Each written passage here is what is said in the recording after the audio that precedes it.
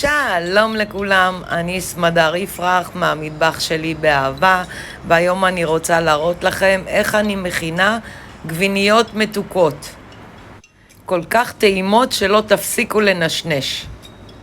המצרכים לבצק הם 2.5 כוסות קמח, 3 כפות גדושות סוכר, כפית שטוחה מלח, ביצה אחת, 100 גרם חמאה מומסת ללא מלח, כף קדושה שמרים יבשים, כוס חלב. אני מתחילה עם חצי כוס. הכנת הבצק: אני שמה את הקמח בקערת המיקסר, מוסיפה את המלח, מוסיפה את הסוכר, מוסיפה את השמרים, את הביצה, את החמאה המומסת,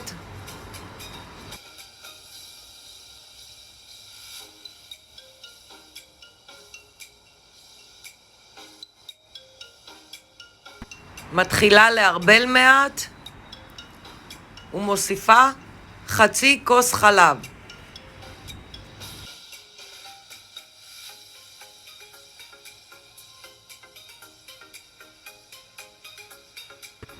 אני מערבלת עד לקבלת בצק אחיד. ברגע שאני רואה שהבצק לא מתאחד, אני מוסיפה עוד כרבע כוס חלב וממשיכה לערבל עד לבצק אחיד. אני סמדר יפרח מהמטבח שלי באהבה. לעוד מתכונים ייכנסו וירשמו לערוץ שלי ביוטיוב, ייכנסו לפייסבוק וירשמו לקבוצות הבישול והאפייה שלי, קבוצת סמדר יפרח מהמטבח שלי באהבה, קבוצת אמהות מבשלות ועופות, קבוצת בישול ואפייה, וכמובן לדף שלי סמדר יפרח מהמטבח שלי באהבה. הבצק שלי מוכן. ראו כמה הבצק רך וגמיש. אני משמנת קערה,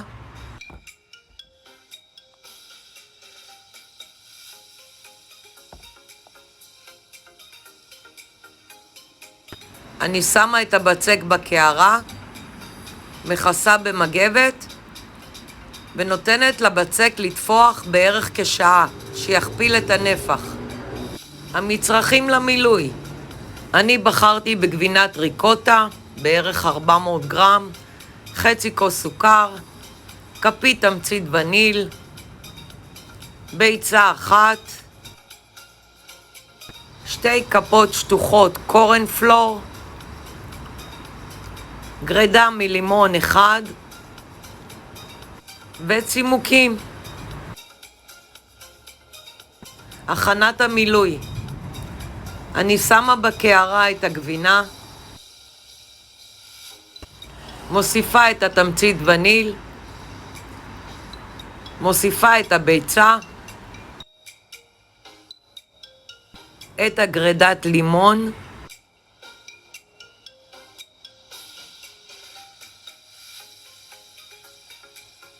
את הקורן פלור, את הסוכר, את הצימוקים, ומערבבת היטב לעיסה אחידה.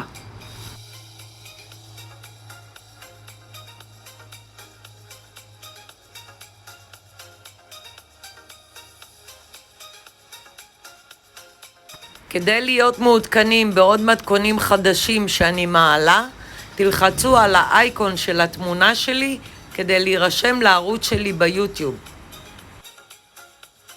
הבצק תפח, עברה שעה. אני מפזרת מעט קמח על משטח העבודה ומניחה מעליו את הבצק. מפזרת מעל הבצק מעט קמח ומתחילה לרדד לבצק דק, אבל לא דק מאוד, בערך כחצי סנטימטר.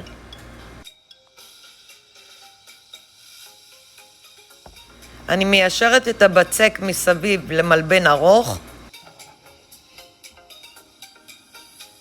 ויוצרת ריבועים בתוך המלבן, בערך בגודל בינוני.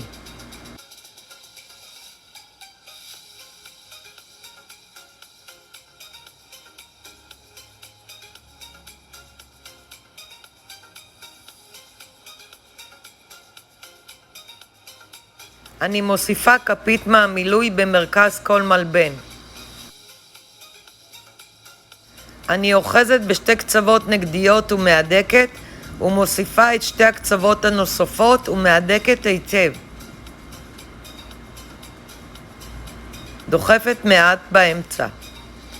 אני אוספת את כל מה שהכנתי לתוך תבנית אפייה על נייר אפייה.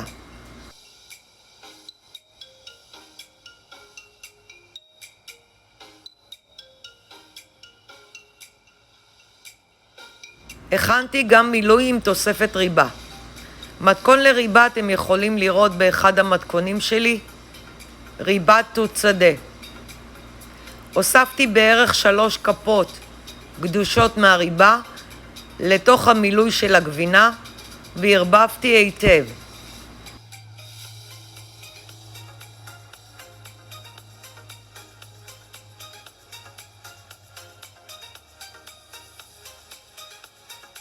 כפית מהמילוי במרכז כל ריבוע.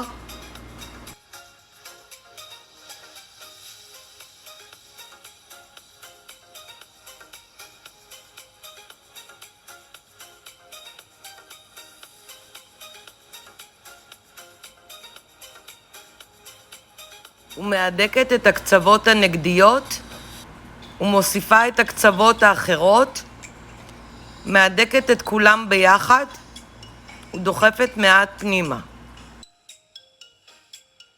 וכך אני עושה את כל הבצק שנשאר לי. בינתיים אני מחממת מים רותחים בקומקום, שמה בקערה מים רותחים, מכניסה לתנור בתחתית, שמה את התבניות עם הגביניות בתנור. התנור מחובה, לא דולק. אני סוגרת את דלת התנור ונותנת לגביניות לטפוח בערך כרבע שעה. לאחר כרבע שעה אני מוציאה את המים מתחתית התנור, מוציאה את התבניות החוצה, מחממת את התנור, בישראל 180 מעלות, בארצות הברית 350 מעלות, ומחכה שהתנור יגיע לחום הרצוי. אני טורפת ביצה ומורחת על כל הגביניות. כשהתנור הגיע לחום הרצוי, אני מכניסה את הגביניות לתנור ועופה בערך כ-20 דקות עד שהן מזיבות. אני עוברת להכנת הסירופ. המצרכים לסירופ הם חצי כוס מים, חצי כוס סוכר ומיץ מחצי לימון סחוט. אני שמה סיר קטן על הגז, מוסיפה את המים, את הסוכר ואת המיץ לימון.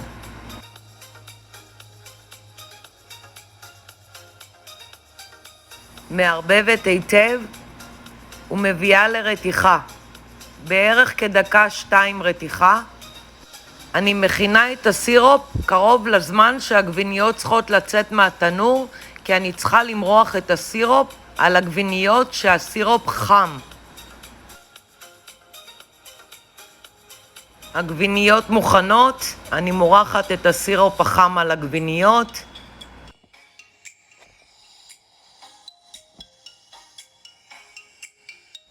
ומפזרת מעל אבקת סוכר בנדיבות. הגביניות שלי מוכנות.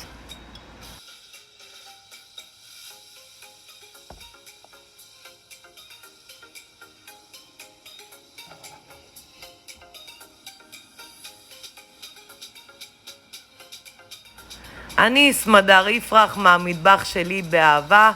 לעוד מתכונים ולהיות מעודכנים, ייכנסו וירשמו לערוץ שלי ביוטיוב. נתראה במתכון הבא. ניתן לרכוש את ספרי הבישול והאפייה מאמזון, בעברית ובאנגלית, חגי ישראל, אפשר גם מלולו בכריכה קשה, אפשר גם בנטבוק בארץ, בהורדה ישירה ובהדפסה. להתראות ובהצלחה.